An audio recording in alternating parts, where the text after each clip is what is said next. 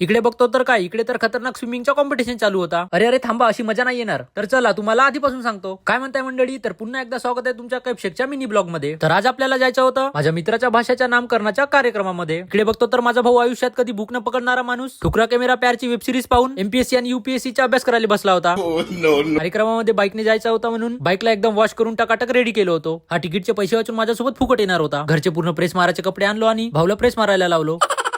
दिनेश भाऊ म्हणे की तू बहुत हँडसम दिसून राहिला म्हणे. मस्त जोक मारा. मला पण तुझ्यासारखी हाताची घडी आणि तोंडावर बोट करून दे म्हणे. मग इकडे नानीला बाय करून आम्ही तिघे निघतच होतो की नानी तर माझ्या गर्लफ्रेंड सारखी कावर एक फ्लाइंग किस द्यायला लागली.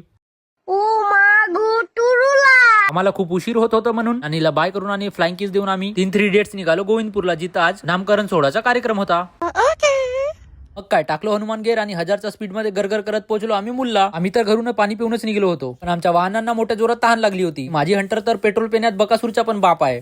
अच्छा. ताईला म्हटलं उधारी पेट्रोल टाकून द्या म्हटलं. ताई म्हटली बड़ा हरामी हो बेटा. मा बहिणी हे आपत. त्याला पेट्रोलचा नॉक लागाले लागत नव्हता आणि आपला राजभाऊ तर आपली असली नसली ताकद लावत होता.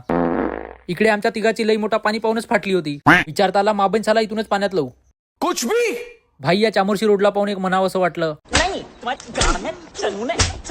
त्या रोडमुळे आमच्या गाडीची आणि त्या ढुंगणाची पूर्ण वाट लागली होती. खूप जोरात ताण लागली होती आणि थोडा ब्रेक घेतलं, चिअर्स करत कोल्ड्रिंक पिला आणि आजोबाला एक तडकता फडकता आमलेट बनवा म्हटलं. आजोबा पण मस्त खुश झाले कारण त्यांचा व्हिडिओ सोशल मीडियावर जाणार होता. बहुत अच्छा लगेगा.